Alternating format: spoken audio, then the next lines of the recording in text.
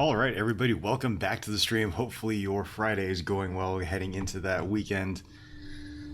All right, we're going to get right back into this. I am super excited to keep playing CK3. So now we have, let's take a kind of a summary here of what we have going on. So we now have Finland right here. We actually have quite a few territories, so this is all Finland as well. These are all my separate vassals right here. I do have a claim on the county of the Duchy of Courland, which is here, and also the Duchy of Samogitia, which is down here. And right now we also have the Duchy of Estonia, and we also have the Duchy of Uppland. So we have a couple of titles to create. Now Estonia is obviously, I don't know, they have parts of Norway, a little bit of Sweden here, and Sweden itself is shifting east. It seems like they got pushed eastward, but their capital is still here, King Havu, who is House Virtanen, and they have holdings throughout Scandinavia. Now Denmark is kind of smallish here. Pomerania is most of Norway and Pomerania, historical Pomerania. West Francia is northern France, Aquitaine is the south, and the Umayyads have most of Spain, and it looks like the Asturians are pushed into these tiny corners. I honestly don't know what was happening here. There were a bunch of other places that were kind of taken up by non-Iberian people, so the Spaniards were not really very much in there. We had a lot of Germans, we had a lot of Scandinavian holdings now. And here, Ulster now is taking over the county of Meath, or Me. Connacht is here, and now they have most of that. Buchan is here, Ormond. So now this has become mostly Irish. It was a bunch of non-Irish people here. Scotland, I don't even know if Scotland exists anymore. The Kingdom of Alba is over here. So they are here. Pomerania is now Icelandic, or Iceland is now Pomeranian, rather. England became a thing. Now, that only happened recently because there was a holy war, and I think they converted everybody to be Catholic. At least the ruling house is Catholic. Most of it is not, right? So we have a couple of provinces here that are Catholic. Most of it is still Asatru. There's some parts of Ireland that are Catholic. West Francia in the middle of Europe is Catholic. And most of the Scandinavian areas are pagan. There's a holy site for Asatru, but it's also Muwalladi Islam or Muslim here. Old Somanusko, so we were able to reform our religion. So now there's Old Somanusko, which is the old version, and there's Suamanusko, which is us. There's the Vigilists who are down here, which is like the kind of Baltic kind of religion. There's Druze, which is an interesting, I don't know how they got all the way up here. This is Suamanusko down here with some of our holdings. So we definitely want to keep spreading that out. And then there's Old Sumanusko here and here as well. So that's the unreformed religion. We finally just recently got out of debt. We were in 160, 180 gold debt. We transferred government styles, or we evolved rather, if you want to call it that way, from tribal to feudal. So one of the things that I didn't know, and I think I might be doing a little tips and tricks video on this, when you switch, you destroy pretty much all the buildings that were there previously. So we got rid of everything in all of our domains, and that definitely affected our economy in a bad way. So if we take a look here at the duchies, Pohjanmaa is very powerful. It's one of my more powerful vassals. Karelia is over here. The Duchy of Savo is here. The Duchy of Estonia, and then we have a bunch of different unincorporated, I guess you would say, counties here that are part of other duchies. So this is not de facto, de jure. This is actually part of the Duchy of Samogitia. So Samogitia is here, and we have the territories to do both Samogitia and Courland. We have one half or 1/3 of the Duchy of Livonia, and we don't have any of the territory that comprises the Duchy of the Latgalians, or the High Chieftain of Latgalians, rather. So one of the things that we need to do is we need to, number one, we have our very, very powerful vassal here, Duke Carlo II of Estonia, cousin, marshal, and vassal. Now, he has a cadet house. I don't even know what that means. I don't know how that works. So they have 6 living members, so they kind of split off. I've noticed there's a couple of houses that have done this. They're part of the Virtanen dynasty, but they're a different house. So they're House Virtanen Kalevan, but they're part of the Virtanen dynasty. So I need to kind of look into that. Renown. Oh, okay, so we can unlock a couple of these things right here. Constant care. Spouse opinion plus 10, fewer complications during pregnancy, resilient bloodline. I kind of want to be able to do this. This is obviously important in the RPG aspect of things. House of Warriors, law, mostly fair, powerful growth, or faithful magistrates. So this is for stewardship. Guile is for intrigue, obviously. So we're just kind of like weeding out some of the less favorable congenital traits.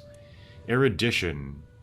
This is going to be important. So monthly piety will be... I do want to keep reforming the religion. So Suminusco as it is, it's not something I'm happy with. I just wanted to reform that so we could actually have a reformed religion and therefore not have to convert to one of the other, mostly Abrahamic religions that were there, that were organized so that we could settle down and become feudal. So I still want to kind of tweak some things here. So this actually looks like a pretty good tree here. Learning, because this becomes really important. It's also important in terms of unlocking some of those innovations too. So glory, this is just, I guess, prestige based. So let's go ahead and unlock this. We do have a couple. We have a couple thousand points here. This seems cool, but this also seems important. So let's go courtier and guest opinion plus 10. Better guests will be attracted, and there we go. So we're just a little bit away from ordained rulership, which increases monthly piety. So our ruler right now is only getting 1.8. He's not super pious, if you want to put it that way. He's not very learned. So the modifiers that are going into piety, devoted servant, he's not nearly as pious as our previous ruler. So it's learning, from domain, zealous, holy sight. So our wife, our spouse here, Queen Eva, she is learned, but not by too much. So that's actually kind of a not a great thing right here. And our no ID is trying to convert people. So we're not actually going to be gaining a lot of prestige with this king, or a lot of piety with this king. So who knows if we'll be able to reform. I don't think it's necessarily going to be possible. He doesn't really have the personality for it. But he is ambitious. He is also lazy, which is odd. And he is zealous. So it increases his monthly piety by a little bit. So we might actually have... we might have a little boost here. We might want to take advantage of this. He is a martial character. He's a brilliant strategist. I don't want to send him into the field. He has 2 children, Prince Athos and Princess Paivi. So Prince Athos is my son and heir. He's fickle. So he's sinful. So that's not super great. Maybe we can get another son who's a little bit better. His betrothed is not a huge fan of him either. So the other thing that we need to take a look at now that we actually have the ability to is to look at our succession policies. So we have Confederate partition. We are a tribal ruler, but we're not tribal anymore. So, and male preference. So if we want to add or change the law, we could do the elective. De jure vassals of 1 or 2 ranks below the title can nominate an heir from among themselves in the close family of the ruler. We have the Saxon elective, which is the ruler and all direct adult de jure vassals of 1 or 2 ranks below the vassal can nominate an heir from the most powerful vassal amongst them, and the ruler's legitimate children and any other valid claimant. So this in some ways is kind of helpful if you have a really powerful vassal, but Scandinavian elective, so this I think is what the HRE uses. Fiten Agamot. Scandinavian elective, which is the thing. The ruler and all de jure vassals except barons can nominate an heir amongst the ruler's extended family and any available claimants. So voting power in the succession law is influenced by electors' total domain development, and capital popular opinion. So that's a slightly different way of doing things. Extended family. So it's never going to be within... It's not the direct heirs. So that's a plus and minus. The Tanistry elective. The ruler and all his vassals of 1 or 2 ranks below the title can nominate an heir, the Tanist, from among the members of the ruler's dynasty. So it could be somebody else completely different. For example, here we have the King of Sweden, who's also part of our dynasty, who could theoretically be elected to be the king. So there's male only, male preference, feudal elective. I don't like Confederate partition, for sure. That's not great.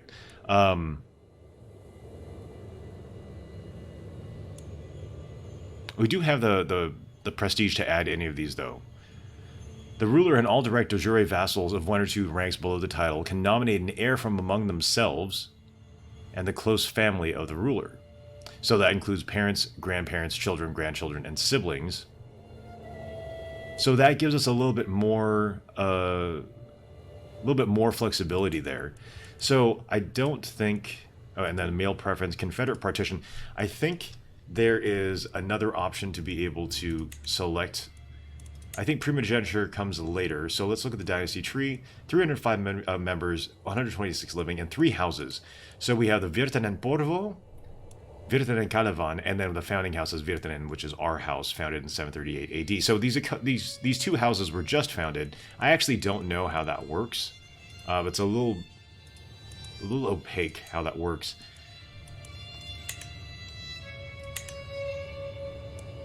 So there's that. Now, in terms of our other, so in order to create a new faith, we'd have to pretty much create from scratch. But that'll be 4150 as a base, and that's hard to get. We barely got that with our last ruler, and he was concentrating a lot on that throughout most of his reign. So if we look at the succession here, this is where we can change the succession law. So right now we have a Confederate partition. So there's a couple of people who oppose this, Duchess Astrid and Duchess Amu, because she's powerful and so is she, and she doesn't like me anyway. So Confederate partition, which is all titles will be divided equally between your children. New titles may be created for younger heirs. There is partition. Under partition succession, your titles will be divided equally between your children. So this is Confederate partition. These are pretty much the same thing. With a couple, I mean, they're not the same thing, but it's the whole concept of partition makes sense here. So high partition, a lion's share of the titles will go to your heir. The rest will be divided between your children. I kind of like this. Upon succession, the titles held by the late ruler will be divided amongst the eligible children, with the player heir always being given the primary title, realm capital, and any direct de jure titles associated with it.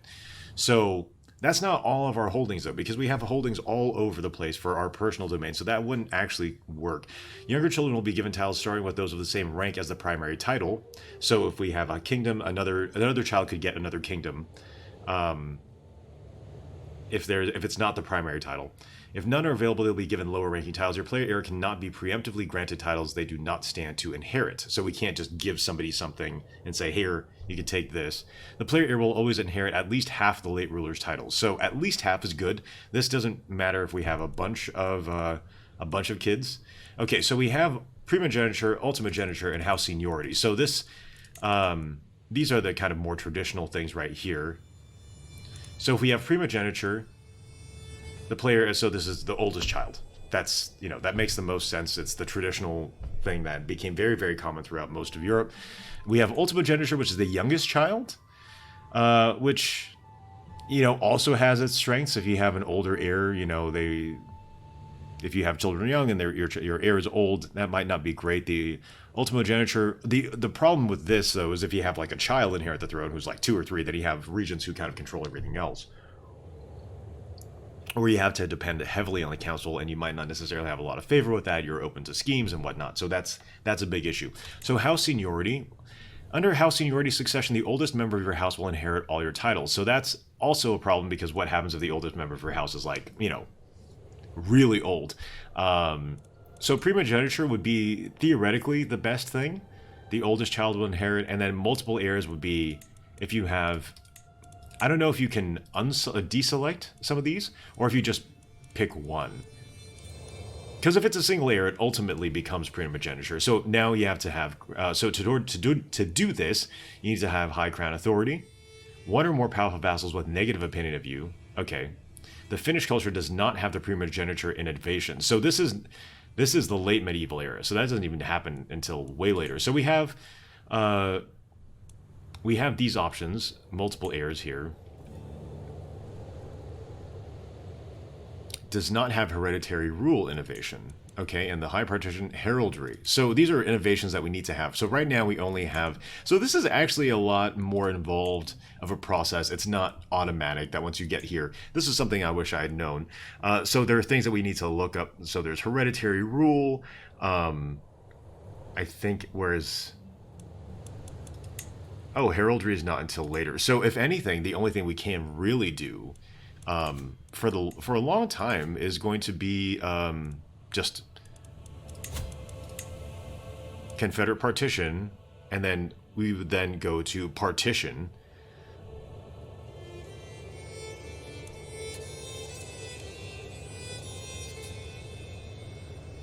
I don't know what the difference between these two is, to be completely honest, between Confederate partition and partition.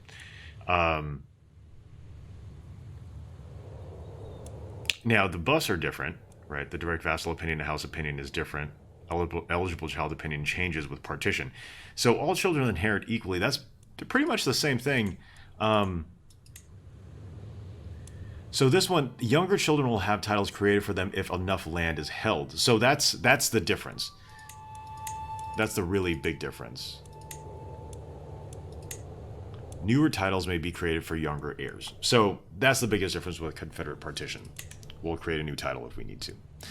So our player heir right now is Prince Athos, which is great. So he doesn't have to worry about any Confederate partition right now because it doesn't have a brother.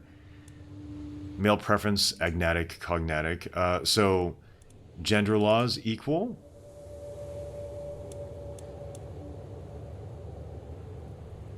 Equal doctrine. So there's some doctrines that we have to unlock here.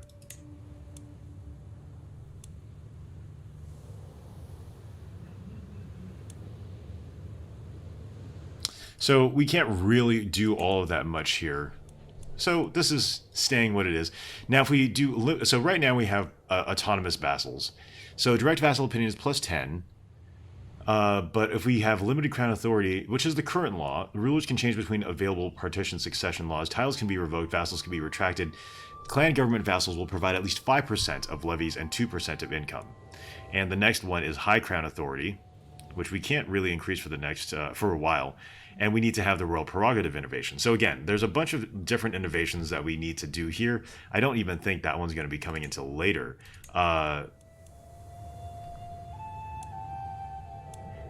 This is royal prerogative, early medieval. Okay, so it's available in this next kind of round. And what does that give? Direct vassal opinion minus 10. So the levies and the feudal taxes are going to be higher, but the vassal opinion is lower. Rulers can change between all available succession laws. They cannot wage war against other vassals unless they use a hook on their liege. So that'll stop everybody from going to war with each other, which is something that I'm dealing with constantly, and I hate it. It's annoying. So that's a big boost. Vassals' titles cannot be inherited by characters outside the realm. Okay, so that's another thing. We had this happen earlier on, where all of our territory here from one of our most powerful vassals, all of his titles were inherited by the Kingdom of Novgorod outside the realm. So that's a big problem. Vassals who refuse the title revocation or vassal retraction are considered criminals. So that's another kind of nifty bonus there. We can take a title away and not have to worry about that, and we can arrest them. Clan government vassals will provide at least 15% of levies and 5% of income. So I think clans... Okay, here we go. Clans are a government form in which the amount of levies and taxes given to a liege by their vassals is determined by their opinion of said liege. However, the liege's crown authority can increase the minimum amount they must provide regardless of opinion. So we have one clan vassal right here in Uppland. So I don't know why that is. I don't know what makes them clan as opposed to feudal. So we need to look into that. So we can actually look into our election law here, which I don't really feel like is necessary, honestly. I don't know if I really want any of these electives. So the ruler, so this is the one that seems the most appealing to me right now, which is the ruler and all direct de jure vassals of 1 or 2 ranks below the title can nominate an heir from among themselves and the close family of the ruler. So obviously, this would be a problem because we have some very powerful vassals right here, for example, Pohjanmaa.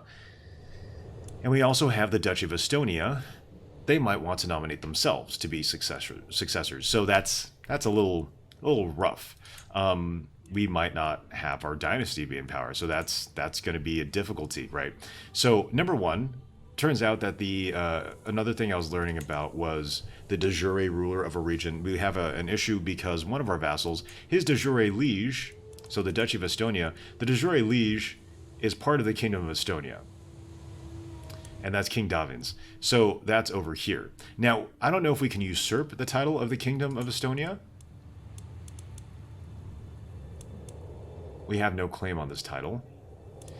It seems weird because we have most of Estonia. So I don't know why we can't make a claim, or at least we have like half of Estonia. So inside of King Davin's of Estonia's realm. He only has the High Chieftain of Latgalians, and then we have the Duchy of Courland and Livonia. We can create the Duchy of Courland. So I don't know if that title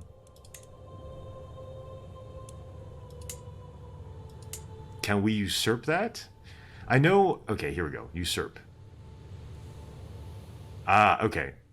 Since King Dalins of Estonia considers your faith to be hostile or worse, he cannot hold any de jure land in the title. Okay, that's a little unclear. Cannot usurp the primary title of someone fighting a war. Requires 500 gold. So, in some ways, we just need the money. Now, one of the big things, obviously, we can do is move our capital here to Turku, because this is the de jure capital of both the County of Finland, the Duchy of Finland, and the Kingdom of Finland. So we can always move our capital here if we want to, and the nice thing about this is that we have an extra slot for something that's called the Duchy Building, which I guess is localized to just Duchy capitals. And so right now, the County of Satakunta is part of the Duchy of Finland, but the de jure capital is still the County of Finland. So we're not going to get an extra slot to build here. So it is in our best interest to move the capital here. I don't think we need to pay anything. So let's just move the capital to Turku. Some buildings in the County of Satakunta may become inactive. Okay? There we go, and let's move the rally point.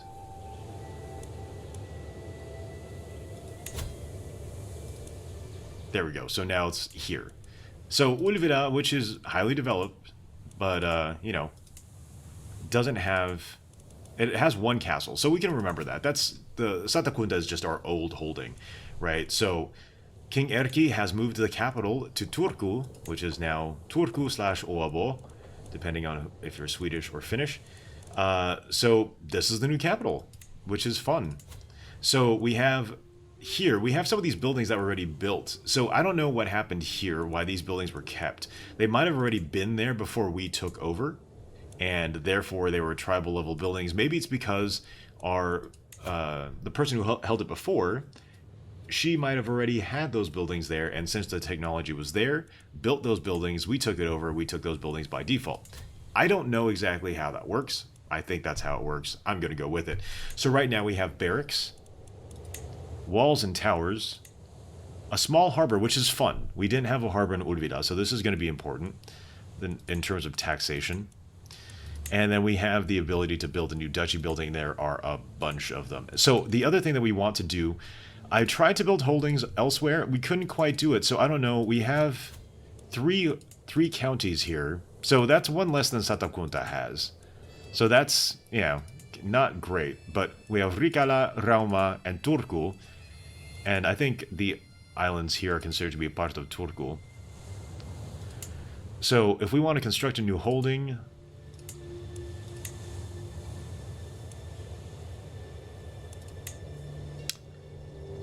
A city must first be constructed in this county. A temple must first be constructed. So we want to build if we want to build a temple, we need money. So these are all things that we're going to need to develop over time. Right now we have like I said, the barracks, the small harbor, and the bastions and curtain walls. So we can build another thing here. Something that increases taxes would be good. I've realized that it's far more expensive now to keep men-at-arms than they were under tribal rule. I'm not sure exactly why. I'm pretty sure there's a reason why. I'll look into that. But if we have farms and fields, that'll increase taxes. Pastoral lands will also increase taxes, but not as much, but it also increases levies, which is something that's important because we still have powerful vassals to worry about. And so we can't just depend on them sending us men. If we build hunting grounds, that increases taxes, but it also increases the defender advantage. So if we were here defending against somebody, that would be great. Military camps just increase levies by more than anything else. So if we take a look at the farms and fields, this develops all the way, and then it just increases taxes, right? So if we look at the pastoral lands, the buffs to taxes are not as good, but increases right here. This is where it gets really interesting, because then levy reinforcement rate is faster, development growth is faster, levies are increased, the garrison size is increased. So it seems like there's a little bit more there that can be useful. Here, this just increases taxes. Well, it actually increases some of the other things. It increases taxes, but the pastoral land There's so many different modifiers here. This is really interesting. So this also changes things not just in this holding, but also within the county and in the realm as well. So that's a huge boost. Later on here, okay, now I get it. I get it. So the farms and fields, the holding benefits are just monetary, but it actually affects the county more so. So the holding taxes are increased throughout the holding, not just that county. So the supply limit's increased, development growth increased, holding taxes are increased, supply limit, temple buildings construction cost is cheaper. So there's benefits throughout the county, and the holding benefits from an increased tax rate. And temple buildings are cheaper to build, which is actually going to be important because if we're going to have this be the capital of the organized Humanusko religion, we'll need that. The hunting grounds, this will just kind of give buffs to a bunch of our soldiers, our men-at-arms. But I think right now, it'd probably be really important to build the pastoral lands, or the farms and fields. I think this is important for the temple buildings, because now we're kind of invested in building that. So when we get the chance, we'll build some farms and fields. And now we can actually start the game after we get like an idea of what we need. So the thing is, we can try to create this duchy right here, the Duchy of Courland. We can also go to war with Estonia. They have a couple of weird holdings. Chieftain Palanga. This is de jure part of the Duchy of Samogitia. So we have most of the Duchy of Samogitia right now, but we don't have all of it.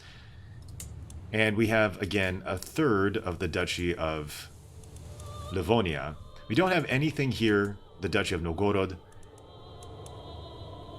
And we do have a couple territories here, Uppland, Gästrikland, and Åland. So we need to try to, I don't know what's going on, why we can't convince them. Again, this is like a Muslim-style border here. So I don't know if the county itself is Muslim. Let's take a look at this.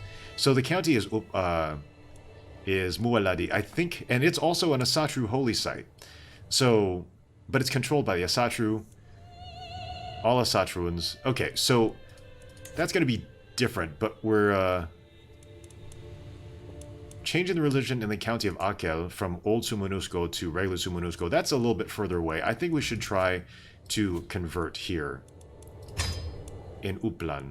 That's the most important. Sumunusco, Old Sumunusco, there's only really one technical difference, and I think that will change over time as well, because the ruler's faith, who is myself, is Sumunusco. We have increased fervor here, so monthly fervor change base, size of faith, so those are things to pay attention to as well. And in terms of war and expansion, I am not averse to taking this land away from England, because what are they doing here? And I don't know who they're at war with. They're winning a war. So the Frisians, again, it's a weird place for them to be. Estonia has a couple of vassals that we might be able to pick off here. The High Chieftain of Orietie. Okay, so this is an interesting map. I don't know. Okay, so sometimes I get confused. So if you go at the bigger level map, this is just Estonia, right? But if you zoom in, you still don't get that level. But if you click on Estonia itself and then click on the High Chieftain of Orietie, then you have a different map here. So you see all the different vassals, the chieftain level vassals. So we have the High Chieftain of Siatnu, Orietie, and Dwar Siatnu is here. Viken is down here. So Viken is technically a vassal. So most of quote-unquote Estonia is not actually royal land here. They have one holding here. And Estonia proper over here is controlled by other very powerful vassals as well. So they're actually pretty weak in terms of their own army. Well, relatively weak. That's actually pretty strong. And they're at war now with Countess Katarzyna of Opowa and the Opowa conquest of the Duchy of Greater Poland. So now they're kind of... Oh, okay. So let's take a step back here. We have Poland and Lithuania, which we all know historically united to be one kingdom later on. The Bulandid Khaganate over here, and Sweden's over here. Bjarmaland's here. Estonia is here. I would like to get this, because this is technically within my realm. The High Chieftain of the Latgalians. Wait. Who? Ah, okay, so this is controlled by the High Chieftain of the Latgalians, but technically, this is actually de jure part of the Duchy of Karelia, which is my territory. So we can try to get this the Duchy of the Latgalians. I'm not going to get in a war right now. I'm still worried about my income. Getting bankrupt was very, very difficult to climb out of. So we'll be a little bit more careful about that.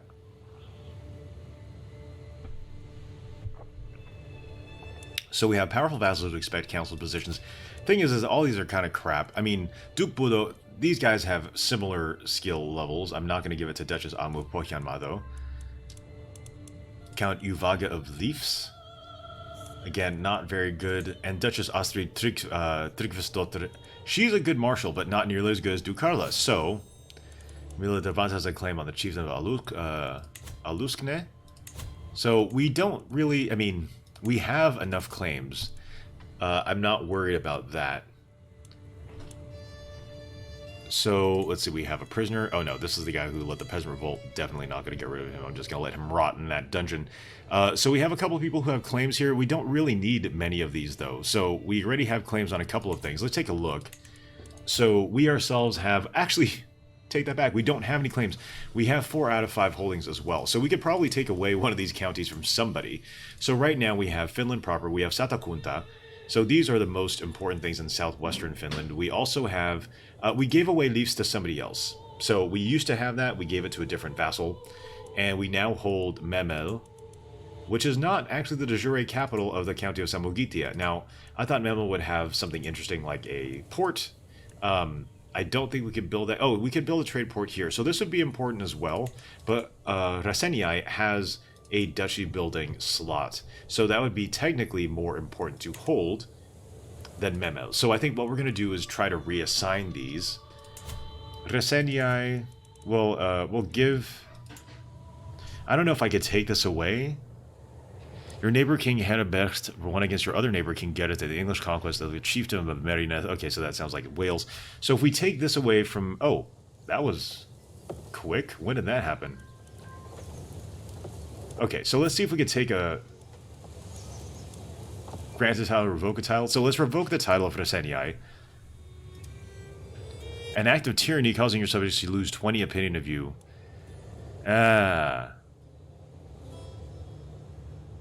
But what happens if we grant a title?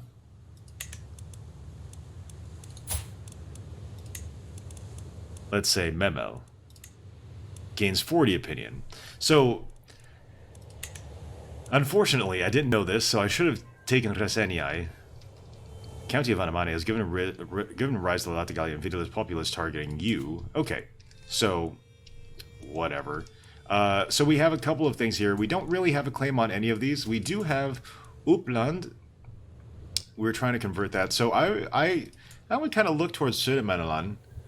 Södermanland is part of the Duchy of Uppland. So this actually belongs to Uppland here.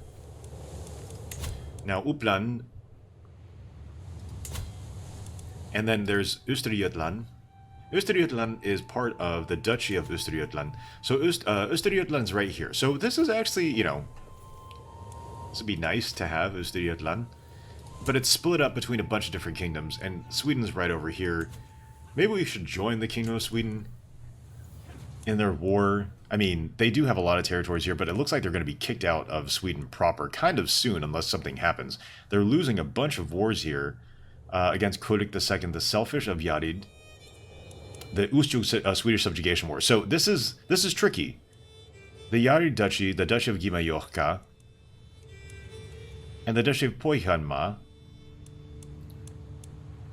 the Kingdom of Bjarmeland. So the Kingdom of Bjarmeland is actually trying to subjugate Sweden. So that's tricky, right? So we are actually allied with Bjarmeland here. They've controlled a bunch of this, though.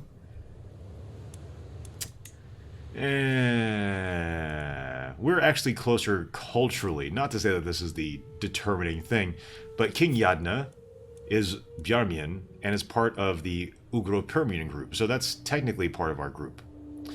Oh, we're actually part of the Balto-Finnic group. Okay, so... In any case, we're not closely related to either one of those. So Sweden's up against it right now. But I'm not going to lie, this kind of gives us an opportunity to go in there if they lose this territory. The Chiefdom of Dal. Are they independent? Because if they're independent, we're going to go ahead and take that. I don't think they have any control, or nobody's ruling over them. Verland, oh, that's West Francia, and then Vodin is part of... Are they independent? Oh, come on, you can't be. Blekinge is independent? No, that's not possible, is it? We get dragged into Polish or German politics here. Barony of Kamień, Vodin. This is Szczecin, I think. Oh, Szczecin's down here. Okay, so Vodin, I think they might actually be independent. That's a really tricky position for them to be in.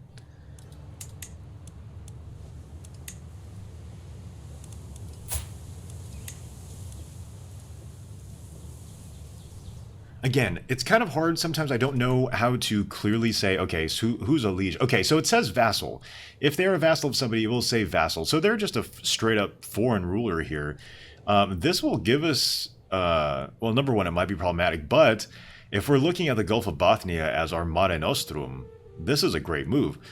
We control some very strategic places here, and if we want to expand a little bit further here, I mean... They're already at war with a bunch of people. They're defending against Duke Johann III Haraldarsson of Småland in the Småland conquest of the Duchy of Blekinge. So they're already kind of defending that against him. The Duchy of Småland is just at war with them. So that's kind of tricky. Småland is kind of large right here. They're a vassal of Sweden. So take a look at Småland. Småland is... it's around here. That would surround Vodin. That's not a super great strategic position to be in. And the county of Vodin itself, I mean, can we ask him to be subjugated? Let's see.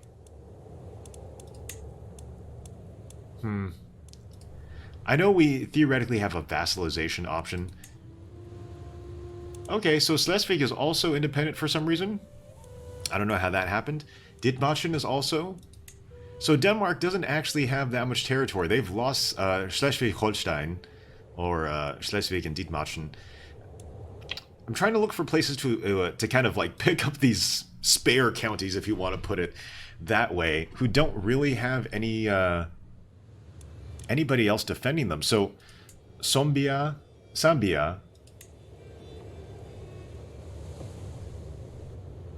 This would... Okay, this is technically part of the Duchy of Prussia. So that might bring us into conflict with them. The Khanate of Lithuania, that's interesting. And we have the Kingdom of White Rus. Oh, wow. Okay, they went from controlling most of this to almost nothing. Pomerania, Volin. Okay, so Dal and Skara... We could probably take these. So Dal belongs to what?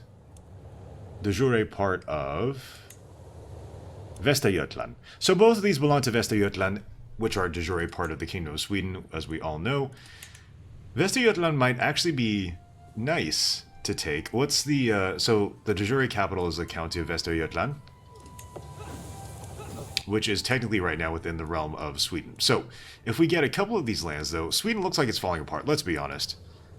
I don't know how long they're going to be able to keep that up. They're losing a bunch of wars. Defending against Duchess Anno of Pohjanmaan, the Holy War for the Chieftain of Kitka. Okay, so that's actually something I support because they're trying to convert. The county of Kitka is up here. So Pohjanmaan becoming more powerful, but at the expense of Sweden.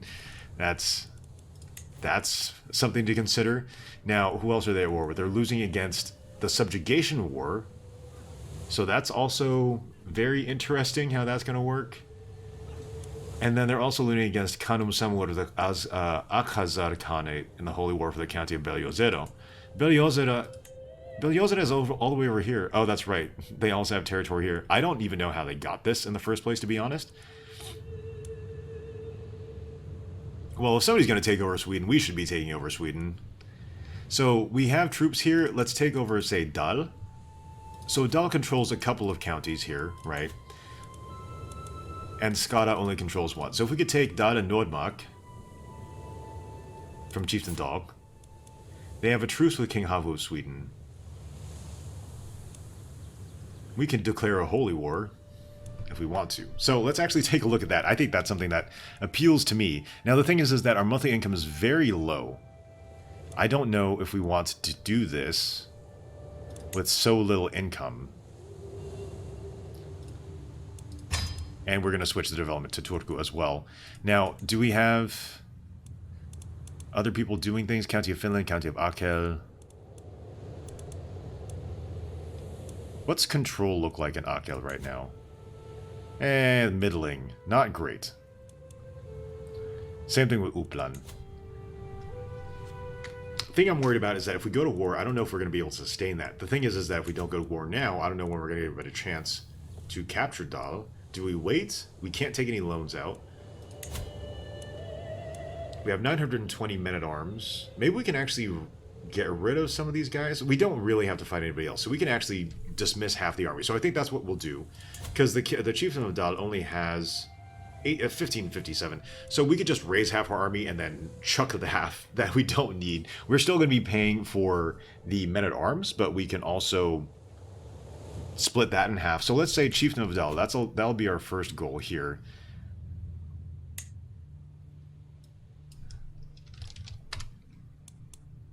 Dalana. So let's raid. Oh, well, actually, first we have to declare war. So let's say, Chieftain of Dal, I want your territory. I'm sorry. Oh, wait. Do not have a casus belli. Oh, so I need one, huh? Because before, I don't think that was a thing. I could have just declared. Maybe it's because now I'm not technically just feudal. I actually have to have a offer vassalage. There we go. Okay, so this option does show up here. Base reluctance. You are of a different faith. His realm is distant from yours. Okay, so let's see. How about voting? Become my vassal. 687. Even worse. How about Valen? Oh no, that's West Francia. Do we have any one-offs here that are close by? Zambia. Oh, 142. And why is that? I mean, obviously there's a natural reluctance. Different faith. That's a big thing. Not de jure my vassal. Different culture group. Murder. No, that's not necessary. Oh, I guess you can't vassalize another king. County of Dobshin. 628. Okay, so there, the vassalage option is there. It's not very useful right now. So we need to develop a claim here. So now, okay, now I'm starting to understand why a claim is important. You can spend the time in fabricating a claim, which is going to be costing a lot, and especially right now we're in the kind of the middle of a religious reformation here. That energy should be developed or pushed elsewhere. And right now we don't have any claims at court. Do we have any claims at court, though? I think we should. Okay, so Dergun Taran, he has a bunch of claims here. Pomerelia, Lausitz, Ostmark, Sibir, Bardak, Gdańsk, Svietze, Berlin. Okay, so he has a bunch of claims.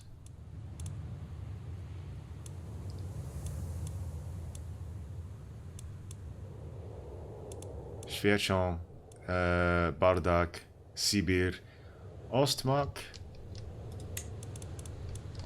Okay, he has a lot of claims. So that's one thing to keep track of. Princess Lauha. So Lauha has a bunch of claims, but I think they're on territory that we already own. So the Kingdom of Finland, Duchy of Finland, Satakunta. So all the claims that I have, really. Yes. Who else? Prince Atos, I think. Yes, this is all the same thing. Queen Ieva, she has a claim on Polotsk and Yersika. So Polotsk is... that's not terrible. But it's just the chiefdom, which is de jure a part of the Duchy of Polotsk. The Duchy of Polotsk is not created yet, but it's inside of King Davins's realm. So we'd have to get Lukomi, Vitebsk, and that's a little bit more difficult. So now I understand the importance of these claims.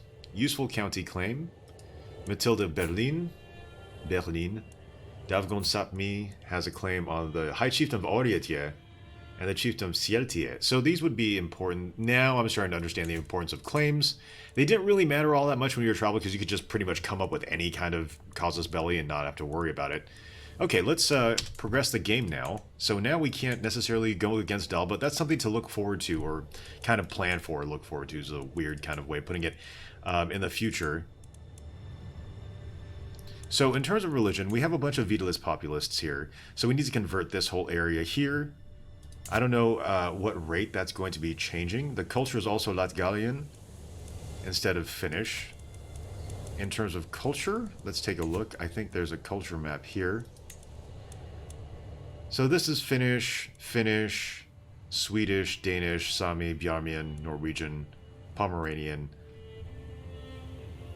So we can convert this to being Finnish as well. That's going to take some time. We are developing, we're getting our income up, which is good.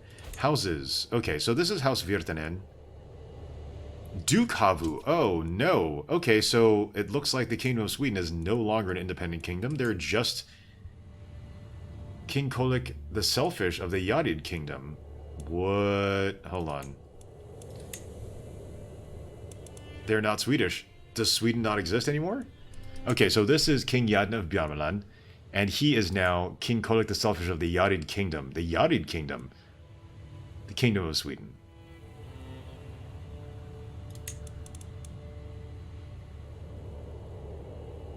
Huh. Okay. Yadid, they had to change the name, huh? Wow, that's crazy to me. Oh, here we go. So this is the different kingdoms. So they just changed the name to Yadid. It's not Swedish anymore. Estonia is here, Lithuania, Pomerania, Poland, Bohemia, Great Moravia, Brittany. Okay, so this is a helpful map. All the different kingdoms. And of course the empires right here.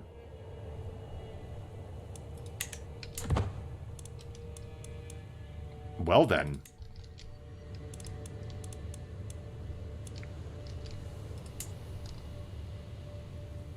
Who do we want to develop a claim against?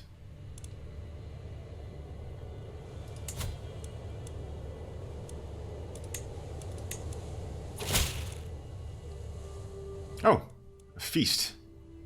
Feast.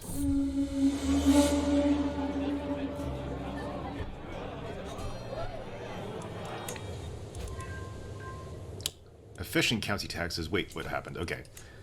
Gained 50 gold. Nice. Efficient taxation for 10 years. Nice. Holding taxes plus 10%. Low control in Memel.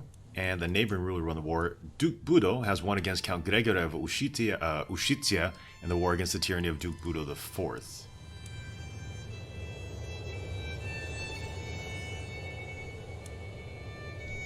Okay. Words of war. What right does Count Hanu think he has to claim that my ideas of warfare are misguided, claiming that my ideas will break down the moment combat is met?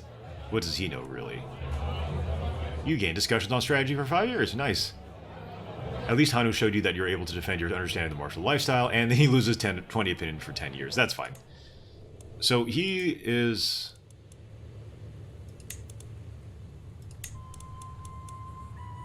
County of Memel, okay.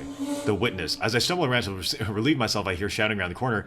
As I turn, I see it as my acquaintance Lieko sneer as she sinks her blade into the face of the covering... What? Sinks her blade into the face of the covering Countess Emela? Oh no! Whatever sound I made must have been enough, for Lieko turns toward me, surprise on her face. Oh goodness, did she just murder somebody? Countess Emela of Grobin. Oh no, the host's wife? That's terrible!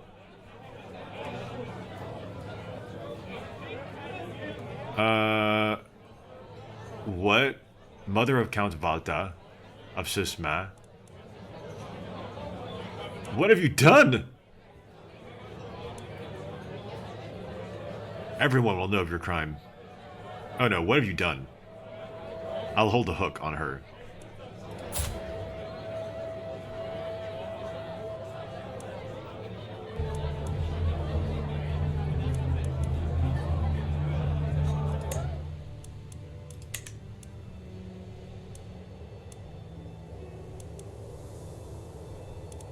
Yikes. The dilemma. The feast is whittling down, and I find myself deep in conversation with my useless vassal Count Hanu. He inquires about my opinion on military strategies, a subject he's deeply interested in himself. BT dubs? Somebody just murdered your wife outside the tent. It's a subject that fascinates me. Well, sure, okay.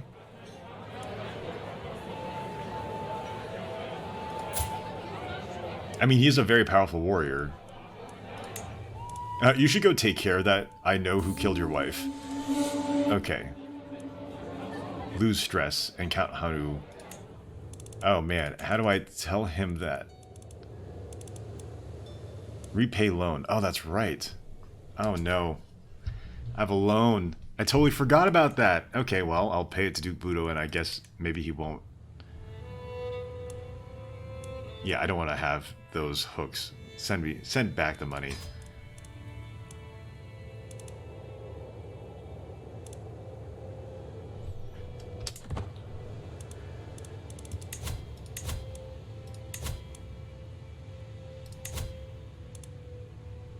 Sway Duchess Astrid.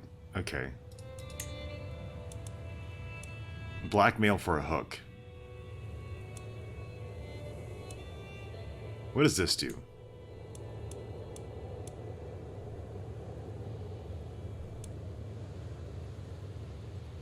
Ta-da! Okay.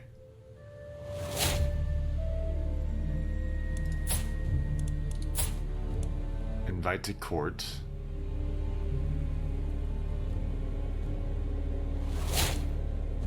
Imprison.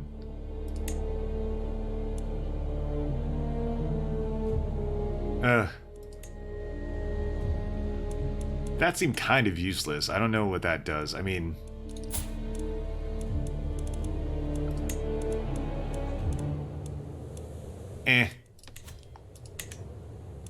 I don't know what that does. I really don't. So I think I might try to do a seduce scheme. I mean, Lauha. Oh no. My niece.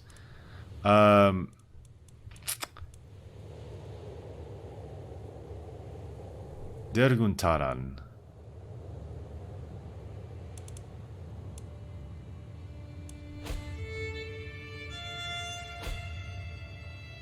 Duchess Astrid is not swayed. How about... Who's her husband? Duke Kinnewolf, son of Uppland.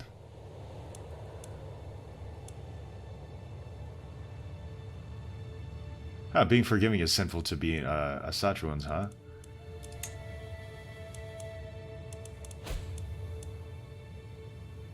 Oh no, fervor decreased by 10.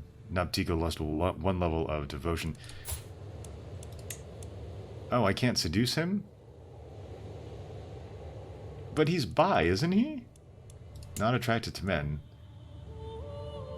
Oh, heterosexual. Okay, for some reason... Okay. Yeah, that's... Duh. For some reason, I thought there was two... Anyway, I thought it would just be the simple, you know, male or female, but I guess that makes sense too. Alright. County of Akala gained martial guidance for 5 years. Popular opinion plus 50. Can we move Akala? What is happening here? There's a peasant revolt happening. Oh, Akala also lost all their buildings too. Goodness. Control is 50. Ah, that's rough. Okay, so Akala...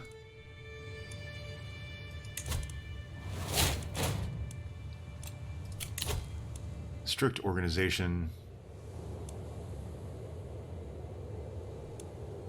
Increased control in county progress gain. That's actually very important because this is taking so long to get the control back to where we want it to be. My mother Hergith was captured by Lord Shebwood of Snowdon during the siege of Viborg.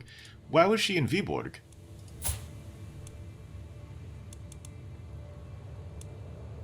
What?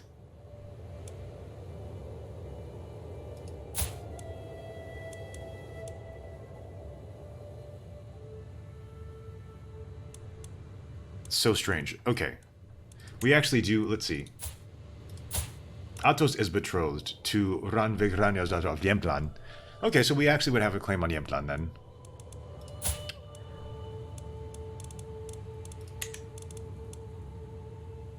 And then his sister, Princess Päivi of Finland, is my daughter. She doesn't have a spouse yet.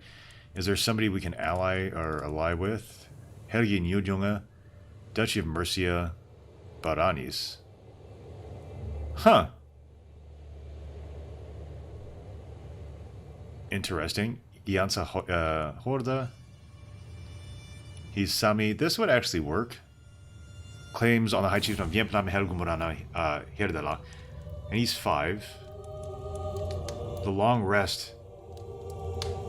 Oh no, what? Your blood might run through my veins, but you are no true mother of mine. Oh, that's cruel.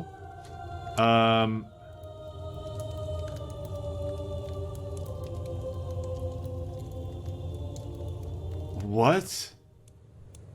Hold on, I don't know why he didn't care so much.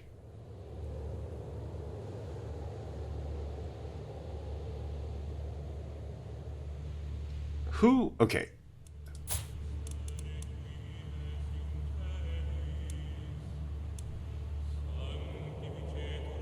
Not a member of your house.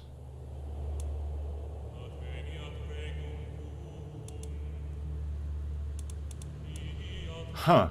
Interesting. Okay. Why didn't he like her? I don't get it. Oh well. Okay, let's marry her to, well, who's the eldest in the house? Who has the strongest claim on the throne? Here. Gaivas Horda. What does the succession look like for him? So, Gaivas, and then Ofeg, and then Biavit. Okay.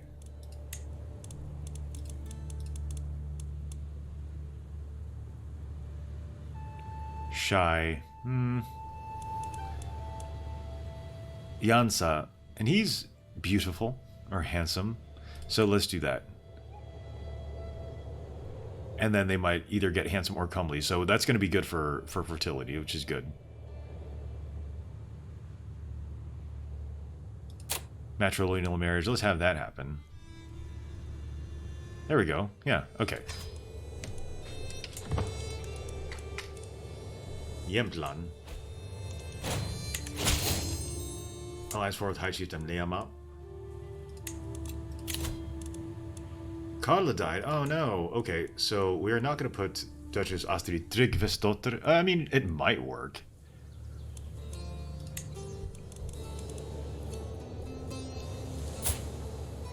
Okay, she's at 0. So let's keep swaying her. Maybe she'll like that.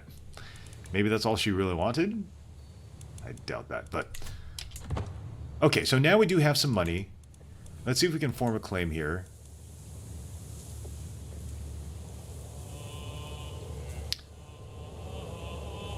There's a bunch of stuff happening here. Powerful vassals expect... Oh, what happened to... Oh, okay, so... I guess the Prussians are now not a thing right now. Oh, come on, guy. Just become my vassal. Will make it so much easier. Well, okay.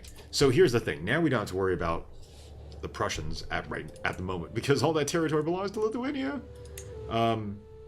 So where does this actually belong to, de jure? De jure part of the High Chiefdom of Prussia. So all of this right here, I guess that gives us a further claim. Tvangsta. A small harbor.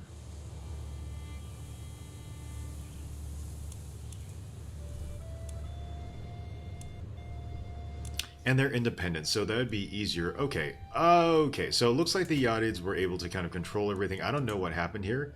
The Duchy of Bergslagen, I don't know. Okay, again, if we click on one of these levels, then we can see who belongs to what. Oh, we can see the county level stuff. Gualadat. Are they independent now? See, okay, here's the thing. You click in and out, and it's... You click on that level, and then you click on this level. So if you click on the lowest level, you just see... independent rulers slash... Oh, these are just independent rulers.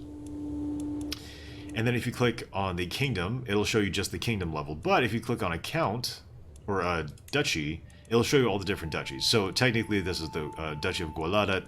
Sigevad is up here, Frisia. That's the Kingdom of Frisia. Wait, do they have any other territory? Oh no, they do. They're kind of spread out.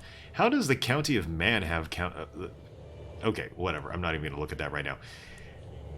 So technically, Småland is part of Sweden. Njudung is part of Småland. Strathclyde. Duke Havu of Strathclyde. A vassal in the Kingdom of Sweden. What? Okay. It's so confusing. And then we have Dal over here. Zambia right here. Catholic and Swedish. Can we do a holy war? I do not have a casus belli.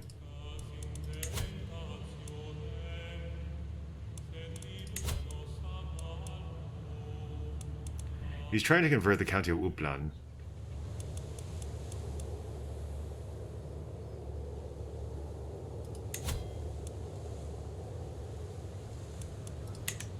I don't know if if it's one of those things that naturally just changes over time, or if we have to do something about it.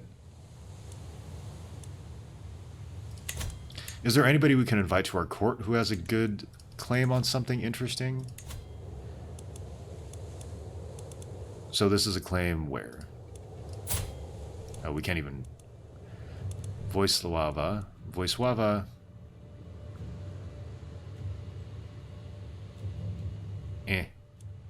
Ilmatar. Not really.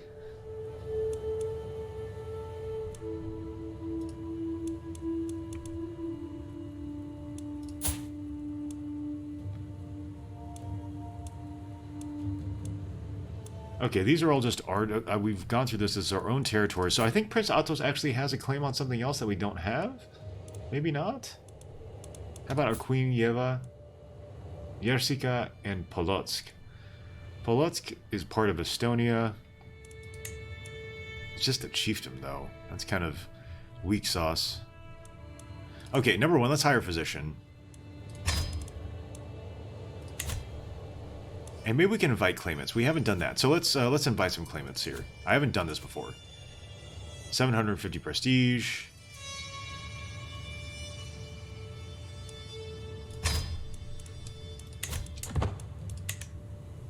So this is interesting. Playing this level of the game now on the feudal level, with the map looking like it does. Okay. Jordanka is quite experienced. I always just go for the more experienced person. If we can afford her. Yeah, she's a little old. That's the only thing. Galenas Vils has the claim on the High Chieftain of Prussia. Ah, perfect. And she has a claim. Jordanka has a claim on the County of Borlad. Where's this? Oh, that's way too far. 290? Putak Virtanen has a claim on the Duchy of Gualadat. Oh, no. These people are way too expensive. That was kind of pointless. Well, I think that's one of those things that you do when you have a kingdom and you have a bunch of spare income. The only thing that we can really do is just kind of push for claims somewhere else. Yarmil of Arkon has a claim on the High Chieftain of Jämtland. Okay, so that's a little bit more reasonable here, but how much is she to hire? 225, forget it. No, that's way too much.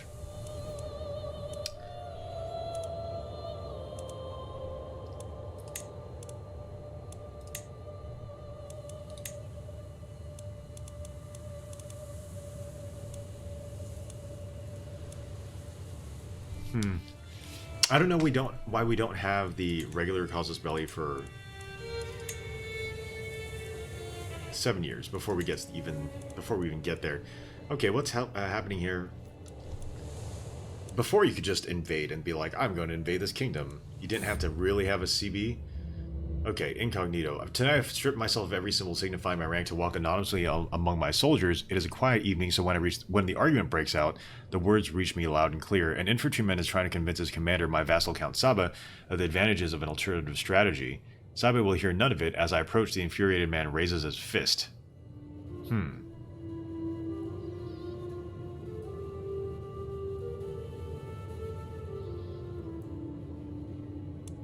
Make an example out of them.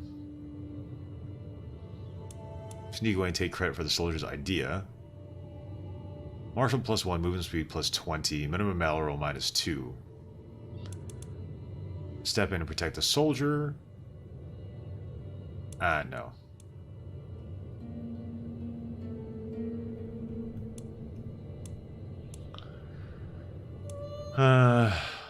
Gain 24 dread. What's his dread level right now?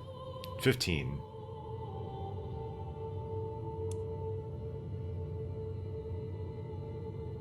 Count Sabe of the Zemegalians. What is... Oh, no. Yeah. He's a poor soldier anyway.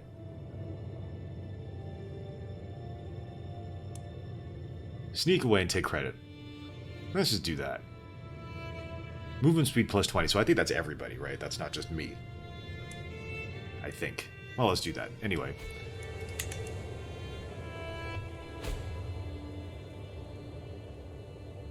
Holy War for the Duchy of Wessex. I don't know why we can't conduct holy wars.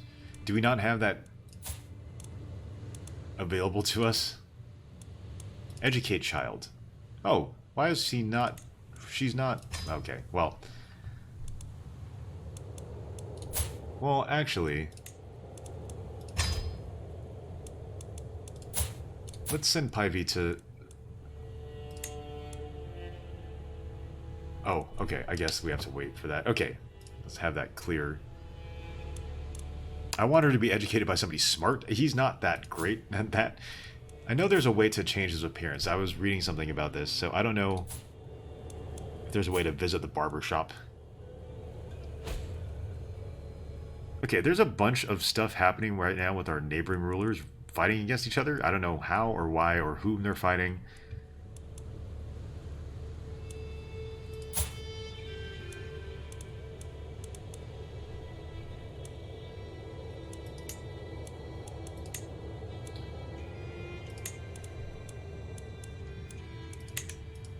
So the Duchy of Västergötland, the only thing is that it belongs to somebody else. I want to be able to capture something that's like the county or ducal seat. The county of Zambia, or the de jure capital is the county of Zambia, and then the cognate of the High Chieftain of Prussia, the capital is Gdansk. Oh, Truso. Okay.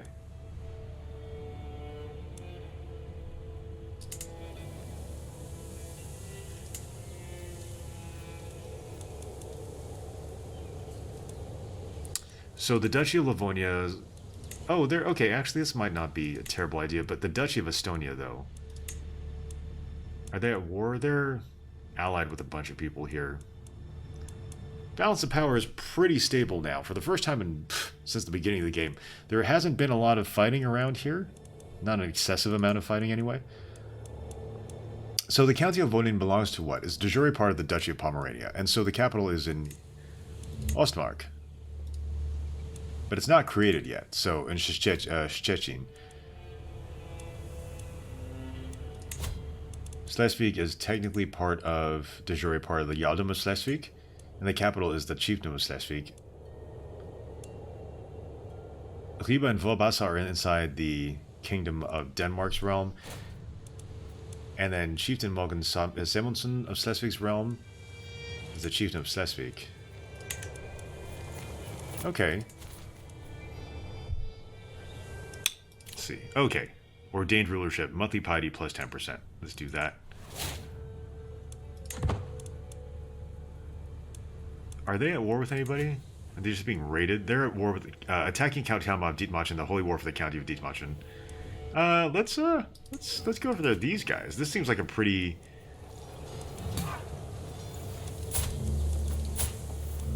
pretty key...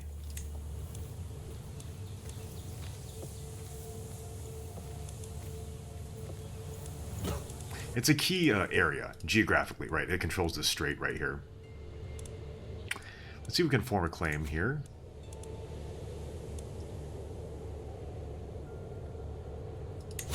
Claim on duchy. Let's see. Fabricate claim on the county of Schleswig. Why is this all...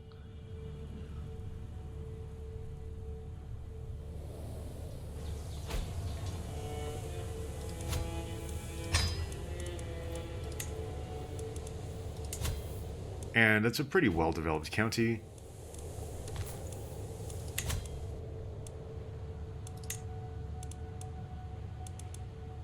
You can declare war. See, I don't... Okay, click to view the casus belli.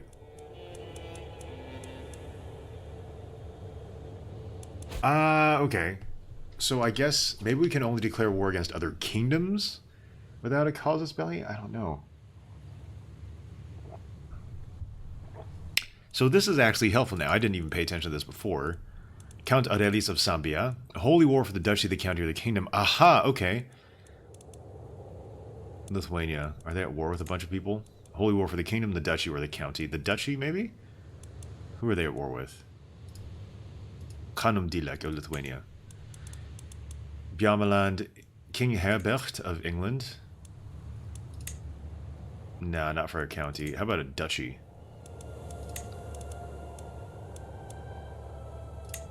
Östergötland, Uppland, Småland, Uppland. No, Östergötland.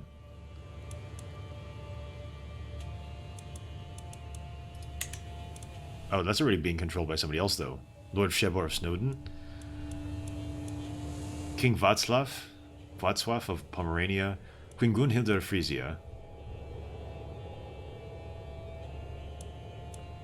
Holy war for the duchy? Of Bjarmeland, maybe? Ordiatia. The High Chiefdom of Ordiatia.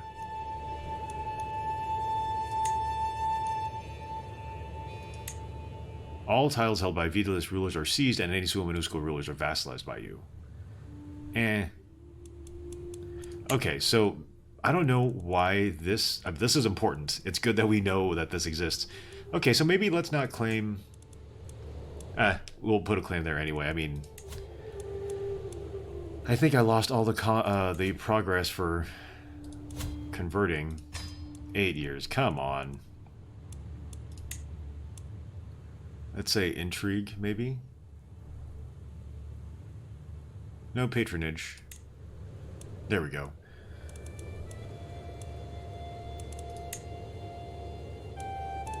So I think maybe in some ways we'll just go ahead and... We do have a claim here on Uppland.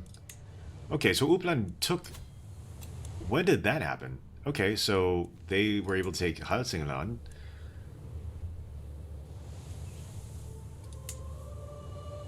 So what's the war here? The King of England. What is their thing?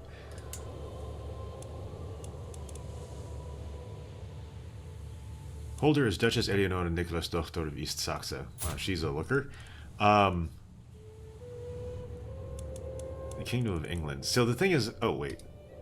Is England at war with anybody? Because I don't want to... No, they're not. So that's going to be their entire army versus all of our army. And that's... They don't have any allies, but that looks like a lot of trouble. Let's see. How about Khanum Dilek of Lithuania? Now, they're technically closer to us anyway. And who are they at war with? Chieftain Siedas of Zakroshim in the war against the tyranny of Khanum Dilek.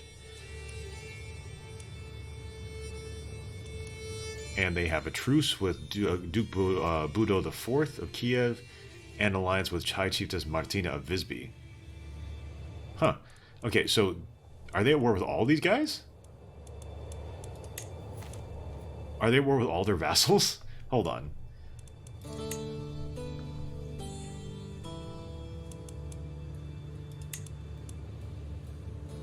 Yeah. And the highest one is Chieftain Gerdats of Łomsza. This seems like an opportune time to take Prussia out. Yeah, oh, okay, and then it looks like the County of Volin is also at war. Attacking Count Aurelius of Sambia, the Holy War for the High Chieftain of Prussia. Okay, so... Let's actually look at Lithuania. We should actually be able to expand into this pretty easily. Let's say, declare war. Holy War for the Duchy of Prussia, the High Chieftain of Prussia. Or the Duchy of Lithuania. Yatvagi Trakai. Okay,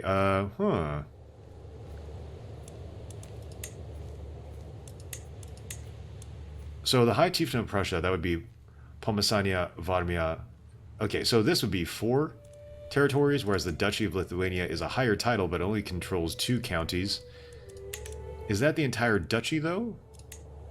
No, the rest of the duchy expands east, and who's controlling those lands? So this is Estonia and the Buganid Khanate, where if we... It's a higher title, though, but if we get Prussia, that's another title that we can have as the High Chiefdom. Let's do that, actually. Let's say Prussia.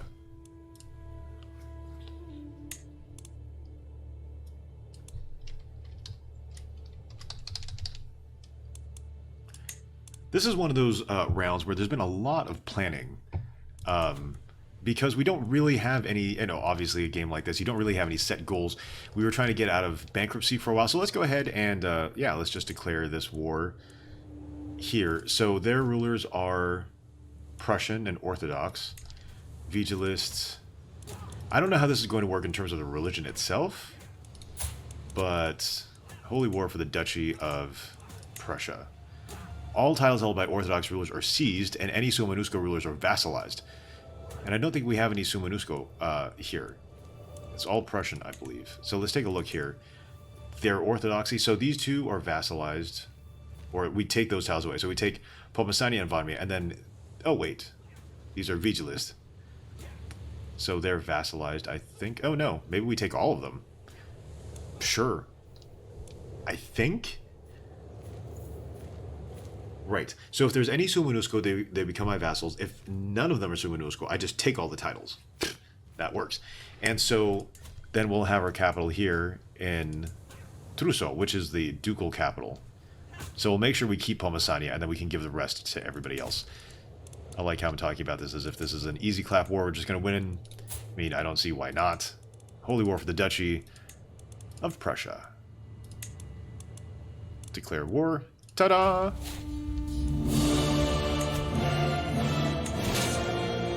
Why didn't I raise everything here?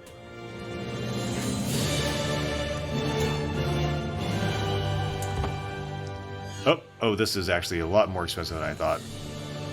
Goodness. Okay, these wars are going to be super pricey. I don't think we need all of our army here, though, to be honest. They don't, well, they have 3,000 soldiers, but I think they have other things to worry about. So we'll cut our army in half. Is that our entire army? What happened to everybody else? We had like 11,000 soldiers, didn't we? What just happened? Okay, this I don't understand. I don't know. We had 11,000 soldiers, theoretically, out of our levies, and now we only have 9,000? What happened to all of our soldiers? Did part of our vassals decide not to send soldiers? Why is this monthly maintenance so high? Monthly reinforcements? Okay, well, this is going to have to be a quick war then. I don't know what happened there. Okay. Oh.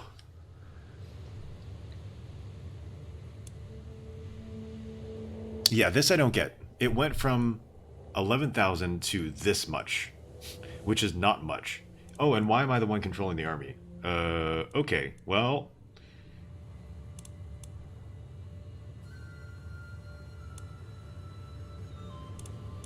It's 26 commander advantage, so... Leading old soldiers +5, and he has a pretty high martial skill, so let's go ahead and take advantage of that because we can. Uh-oh. Okay, these are hostile armies. That's the kingdom...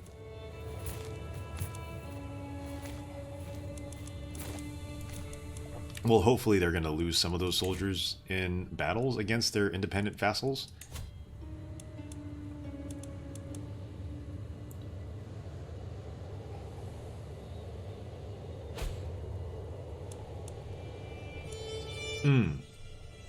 They're sending soldiers north. Okay.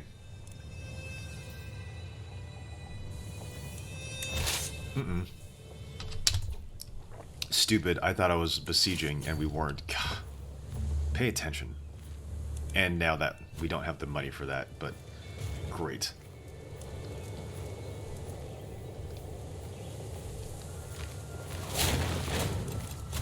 Okay, do we have a perk that'll help right now? Hard rule. Oh no, prepare conscription. So army maintenance minus 15%. Let's go ahead and do that. That's actually quite a bit. That was 2 gold. But we're going to go into debt. Ah, that sucks. Created the cadet branch of Vietnamesisma. I don't know why this costs so much, to be completely honest. Siege of Ragnit lost. What? Oh no.